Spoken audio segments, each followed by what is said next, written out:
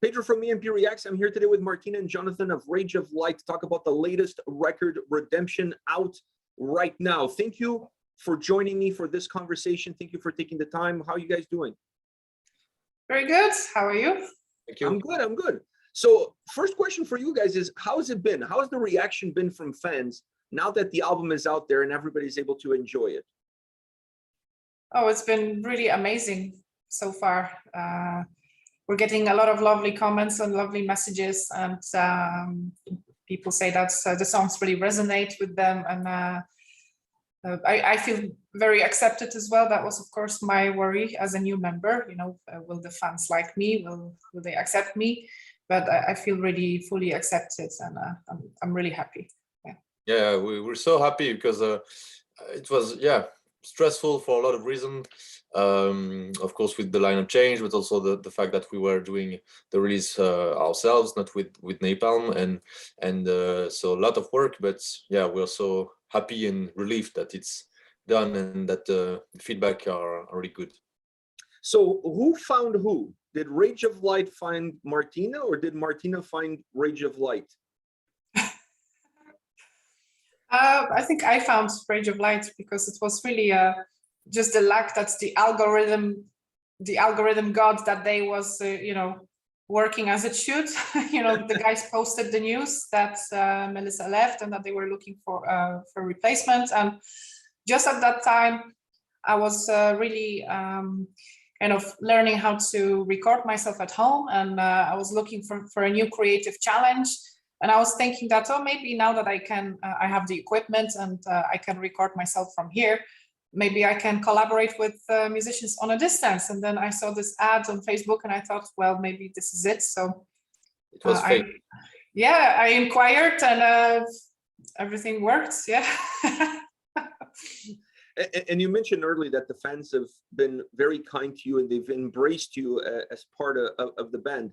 So for now, from Jonathan's perspective, how was the integration? Was it a smooth process having Martyna come into this record?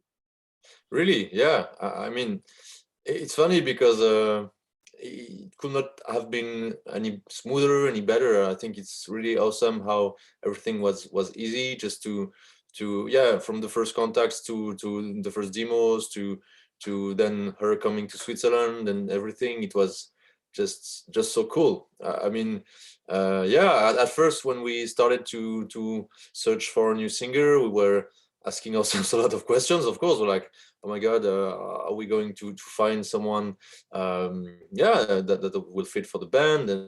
And you know, there's so many things to take into consideration, like the creativity, the chemistry, all those things, and I was so happy to find Martyna. Well, Martyna, what did you feel that you could give extra to this band? And Jonathan, what did you feel like the band could offer Martyna? Well, for me, as I heard the new demos, I could definitely hear that, well, it's still, you know, this hybrid of trance and metal going on, but I could hear that the band is definitely exploring kind of a new territory, going a little bit heavier and more progressive as well. Like, that's something that I personally, I am definitely a progressive metal fan, I would say. So for me, that was super exciting, and lots of symphonic influences as well. So for myself, I thought it was a great challenge to explore my clean singing a little bit more, because I have a band called Ascend the Hollow where I would say I growl a little bit more than sing, whereas in here the balance is the other way. So I thought that's great that I could explore this a little bit further and try some different kind of vocal textures, because there are places where I try to more like create an atmosphere with my voice, and then my voice becomes an instrument more than, you know, the leading vocal. And of course, I do enjoy growling still. So I thought, like, for instance, Breaking Infinity was actually the first song that the guy sent to me as an audition. And there were a few kind of rough ideas where the vocals should go or could go, but I still took kind of the freedom to explore something else. And there's this electronic part in the middle where I put something a little bit more creepy, some creepy vocals. And I was thinking, I don't know if the guys will be into that kind of thing, but let's try, And then towards the end, I added that's really super heavy growl. Well, heavy for my standards, of course. I know, like, I can probably go like, heavier or whatever.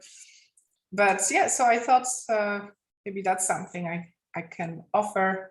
And of course, I'm still, developing and growing. So yeah, I'm excited to see where it goes next.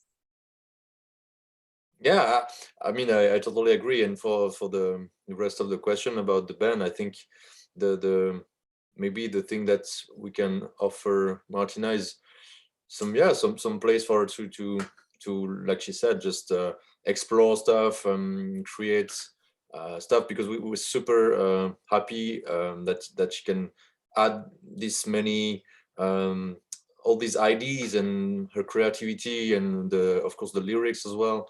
I think it's pretty cool, and yeah, we are a band that likes to explore stuff, to release also content regularly. So I think for Martyna, it's also like maybe cool and motivating that we can just go ahead with all these ideas, also with the videos and stuff. So yeah, I guess that's what we can offer, and I think that clicks well. Yeah, it works perfectly. How much of the record did you guys have ready before Martyna joined the band? We had like 3 songs ready. I mean, 3 songs fully written for the instrumentals with the demo guitars and stuff, and those lyrics IDs. Actually, there's one song, the one that we released like a few days ago, 2.0, where Melissa had started just to write a little bit of lyrics and vocal melodies. And when she left, I was like, oh, I'm kind of interested in writing and maybe finishing, completing what she started. And because I used to write lyrics as well with my previous band, and I was super happy to do this for the 3 songs that were ready. But I was like honest with Martyna in the beginning. I was like, if you don't like those IDs, those lyrics and those vocal melodies IDs, just get rid of it and do your own stuff. But she was, I don't know, I think she kind of liked what I wrote, and she twisted and used it to do something even better. So it was really perfect. And then she wrote the vocal melodies and the lyrics for the 6 other songs that we finished writing when she already joined the band. So this album is really a collaboration of all of you together. It's not like you had the record already like in a skeleton format, and then Martyna comes in and it's like, okay, now we just need you to kind of put in the vocals and the rest is done.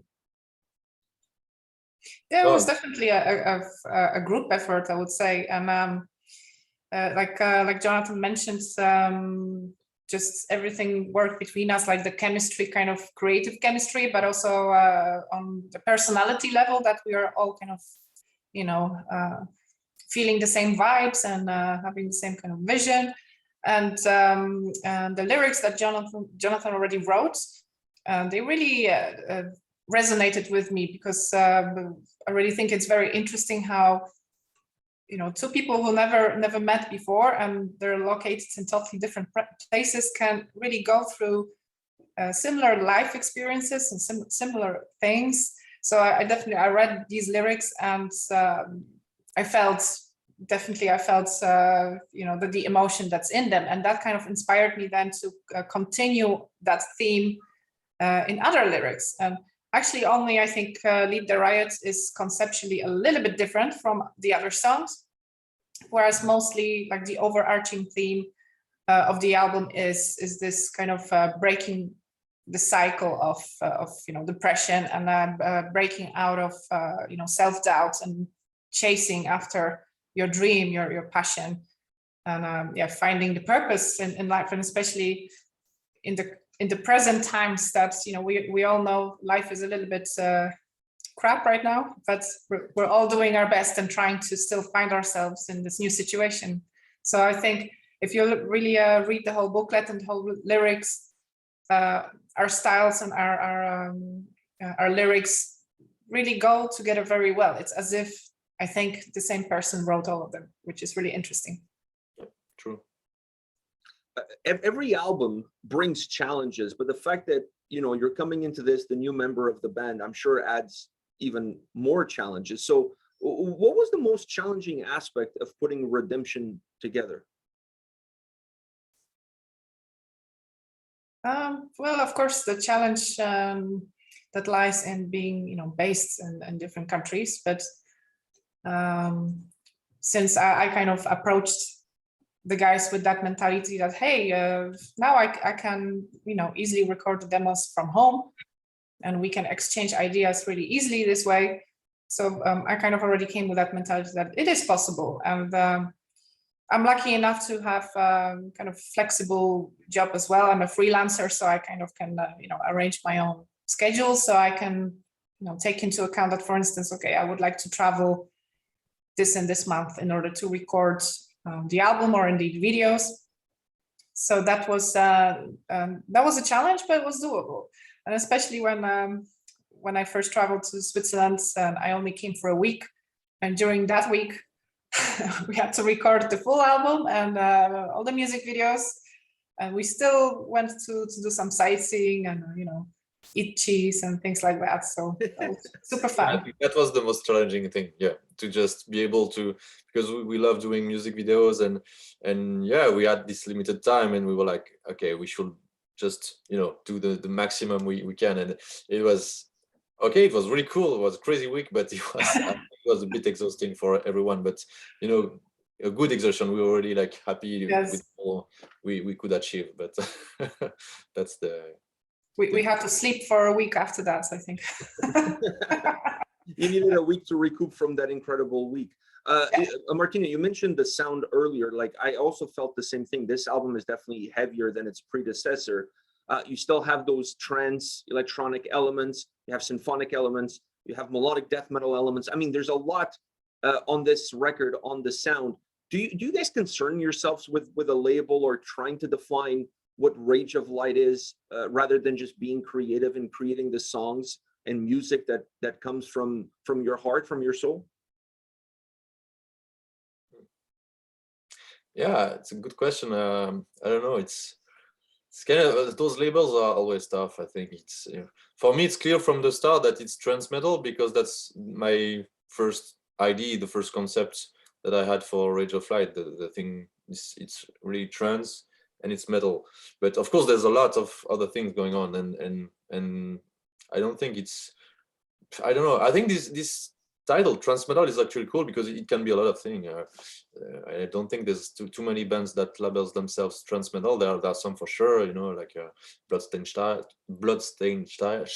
sorry, and who was, I think, the first to do that. But yeah, I don't know. I think it's cool to have like the liberty to explore, like, you know, the dubstep that there is in 2.0, for example. That's for me, it's so cool to explore that, but it's not dubstep metal band. So I don't know. It's tough to answer. Yeah. Yeah. To me personally, oh, sorry. Sorry, go ahead. To me personally, I always I'm always drawn to these eclectic styles. So for me, it was really exciting that there's kind of you know, Rage of Light kind of has this trance metal style, but also so many other things that kind of defy one clear label. I think that's really cool. With so much diversity of sound, with so much diversity on the vocal side, what is the biggest strength that you see on this record? Is that diversity the biggest strength, perhaps? Yeah, perhaps. Yeah. I think it's for me, there's still something very coherent about this album. It's the contrast between the melodies and the metal, and that's always what I always was about when creating music. It's this contrast, and I think, yeah, this contrast is there, and it's you can hear it throughout the album. But of course, it shows differently with different sounds, different electronics, different type of electronics, and I think it's the I don't know the word, but yeah, the thing that is in common in all the record, maybe. To me, the album is really uplifting, and I think that's the strongest thing. That's just yeah. To me, almost every track has this really like a kick in the butt sort of feeling. It's very energetic, and that to me is probably the strongest point. Well, of course, except maybe Beyond, that's a little bit, you know, kind of quiet and mellow until you get to, you know, the very end. Of course, then you get a surprise. You mentioned earlier your vocals in terms of how much this record allows you to use your clean vocals versus your growls. I was a huge fan of your clean vocals on this record. You blew me away. The clean vocals were just phenomenal. Like, it's like the kind of stuff that when you hear, you get goosebumps, because you were able to really transmit the feelings of the words and of the sound with your words and with your clean vocals. I was blown away. To be honest with you, I wanted less harsh vocals and more clean vocals, because I was just like, I was in love with those clean vocals throughout the entire record. Is that something that you see yourself now building up more on, considering how wonderful this record came across from that perspective? Perhaps. I mean, it all depends, of course, on, you know, the future songs and how they shape up. Because I kind of I always vibe of you know, the music. There's this, you know, like a sketch of a song or a demo, and then it's just really, it gives me already like a feeling of what the structure should be, and where it should go more, you know, lighter or angelic or a little bit like heavier. But for sure, if the future songs call for it more, for the cleans more, then that would be something that I would explore for sure. Jonathan, you have to make it happen. Yeah, but at the same time, you know, I totally agree with what you said, and I'm also in love with her cleans. But man, her growls are crazy. Well, so I will not stop growling, like I still want to grow. Don't get me wrong, I enjoy them as well, but I almost, that to me was almost like I was expecting them to be good. Do you know what I mean? Like, but the cleans surprised me because they were so good. So it's like, one was like, okay, I was expecting that, so I was like, okay, you're delivering it, I get it. But now the other ones were just like, to me, was a little bit more of a surprise in a positive way, and that's why perhaps I gravitated more towards it, because it just felt so good, while the other ones perhaps I was already expecting them to be good from the beginning. That's all I'm saying. I'm not putting one down versus the other. That's okay. It's I think it's good to have the balance. I think, yeah, it's, I don't know. For me, it's also about contrast. It's exactly the same as we were talking about the music. It's cool to have like those soft parts, and also those crazy violent parts. It's so cool to have everything. Yeah, I enjoy that contrast in music as well, and it's fun for me to do, also to do those kind of contrasting styles. But it's also funny that you know, some people, for instance, they really prefer my growling over the cleans, for instance. So it's a little bit, there's for sure, you know, two kind of groups of people who like prefer one over the other. So I guess it's a matter of course, preference. Yeah, it all comes down to personal taste. That's at the end of it, that's really what it is. Was there a track on this record that was a little bit of a head scratcher for you guys, and perhaps took a little bit more time for you to get it to where you wanted it to be in order to be able to make the album? Iciness. First track, yeah. No hesitation. Sorry? No hesitation from you. You went like, no, because I don't know. It's funny because all the songs were, and usually it's like this when I write songs. It's I think it's quite logical where it starts and where it ends, and of course there's parts that are going to change. Noé is going to add stuff and everything, and but I mean the creation is sometimes quite fast. But Iciness, it's a long story as well, because some parts were written for another song in the beginning. Then we took those parts to keep them, and then I had to create something that went in between, and I think there were like 5 or 6 different versions of the songs before the final track. But I'm so at the same time I'm so happy about this track, because I think it's almost my favorite of the album, and because yeah, I put a lot of work in it, and it's also the longest track we ever wrote. So yeah, but it was tough to make.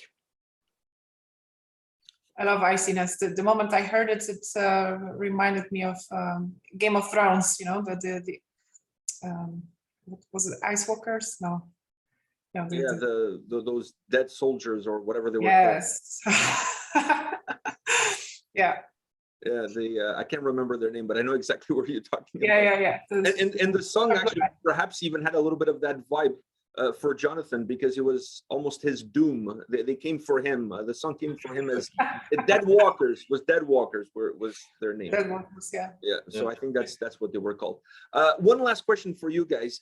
There's definitely been a progression from the first record into this record. Do you see this album giving you the foundation for you guys to continue to progress, grow as you move forward into the third, fourth record?